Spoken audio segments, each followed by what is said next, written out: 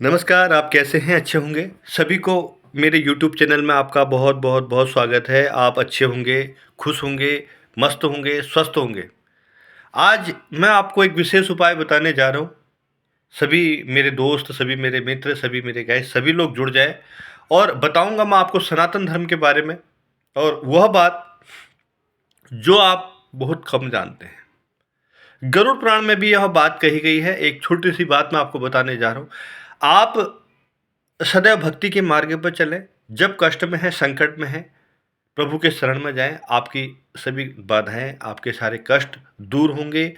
विशेष कृपा बनी रहेगी क्योंकि जब तक हम अपनी भक्ति पर भरोसा करते हैं, भगवान पे भरोसा करते हैं, कभी संकट नहीं आते। तो हम आज का जो ब्लॉग है, इसी पर आधारित हो रहा है। गरुड़ पुराण में एक बात बताई गई है। आप इस उपाय को करते हैं, उपाय नहीं, यह हमें करना भी है। आप प्रातःकाल ब्रह्म मुहूर्त में उठ जाएं। कहते हैं जब आप उठते हैं तब सवेरा शुरू हो जाता है। ब्रह्म मुहूर्त एक ऐसा मुहूर्त है जिस समय सारे देवता धरती पर वास करते हैं, धरती पर आए रहते हैं और हमारी जो समस्याएं हैं उनका निदान करने के लिए। क्योंकि जो सोवत है वो खोवत है, जो जागत है वह पावत है। यह सत्य बिल्कुल कथन है। आप प्रातःकाल समय पर, समय के अनुसार उठकर भगवान जी की पूजा करते हैं, आराधना करते हैं, तो संकट आपके समाप्त होते हैं। तो विशेष उपाय मैं आपको बताने जा रहा हूँ। प्रातःकाल क्या करना है। प्रातःकाल नित्यकर्म उठने के बाद एक टोटका, टोटका को हो या मैंने आपको बताया ना, यह हमारे लिए सत्य है।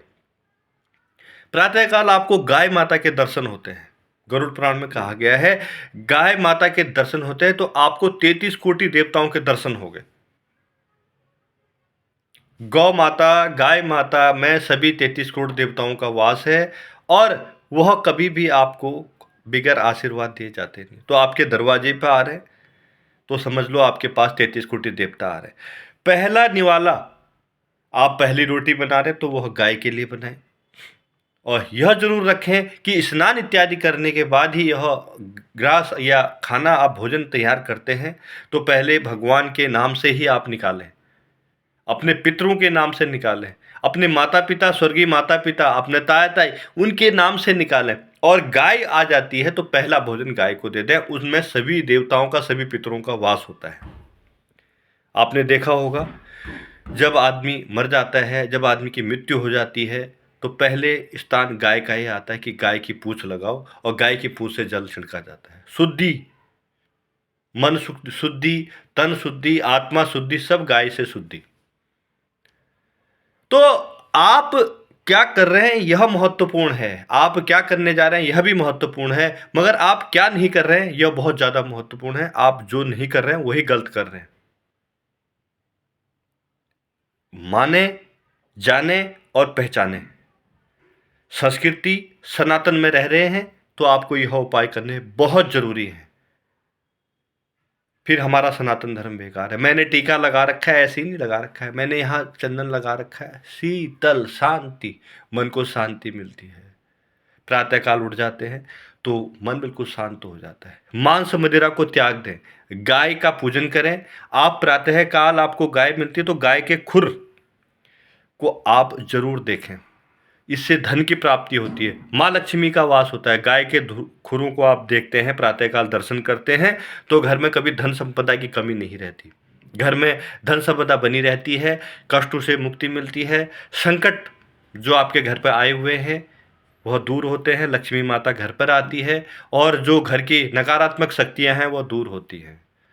तो गरुड़ पुराण में कहा गया है जो व्यक्ति सच्चे मन से गाय की पूजा करता है, गाय का पूजा पाठ करता है, उनका ध्यान करता है, उनको बुलाता है अपने घर पर, उनको निवाला देता है, उनके शरण में जाता है और कभी भी आप गाय आपके घर पर आती तो गाय का जो गला वाला हिस्सा है तो इसको ऐसे सहलाएं और जितना गाय का मुंह ऊपर जाएगा तो आपका उतना ही आशीर्वाद आपको मिलेगा।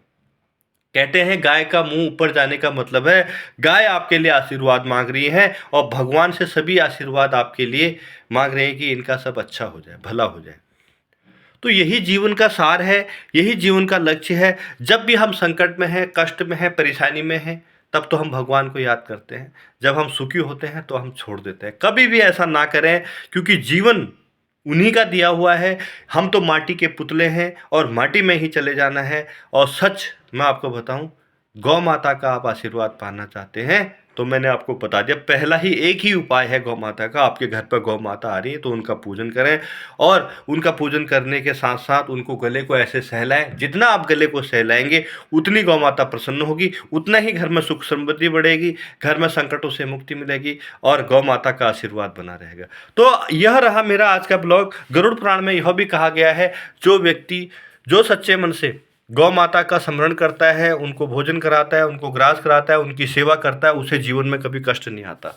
तो इसलिए गौ माता का ध्यान करें। गौ माता आपके सारे कष्टों को दूर करेगी और गौ माता आपके सारे जो रुके हुए कार्य हैं उनको दूर करती है, क्योंकि उनमें 33 कोटि देवताओं का आशीर्वाद होता है। तो गाय हमारी माता है, हम उनके सेवक हैं, हमें उन्हें पूजन करना है, हमें उन्हें ग्रास कराना है। तो आपको मेरा यह ब्लॉग कैसा लगा कमेंट में ज़रूर बताएं, क्योंकि आजकल इस तरह की वीडियो लोग कोई भी नहीं देखना चाहते। आजकल के बच्चे वो चीज़ें देख रहे हैं जो हमें नहीं देखनी चाहिए। लोगों के घर बर्बाद हो रहे हैं, तलाक की वीडियो देख रहे हैं, फैशन की वीडियो देख रहे हैं। ऐसा ना करें, अपने संस्कृति पर जाएं, अपनी धरोहर को बचा कर रखें। कभी भी संकट जीवन में नहीं आएगा। जब संकट आएगा तो मैंने आपको बताया, अच्छे कार्य कर रहे हैं, अच्छे कर्म कर रहे हैं तो कभी संकट नहीं आना। आपके सदैव जय है और जय रहेगी, कि भगवान अपने भक्तों को कभी भी परेशान नहीं करते। कैसा लगा ब्लॉग जरूर बताएं। नमस्कार, आपका दिन शुभ हो, मंगलमय हो। गौ माता का ध्यान करें, गौ माता की पूजा करें, बड़े से बड़े संकट तुरंत समाप्त हो जाते हैं। जय श्री राम, नमस्कार।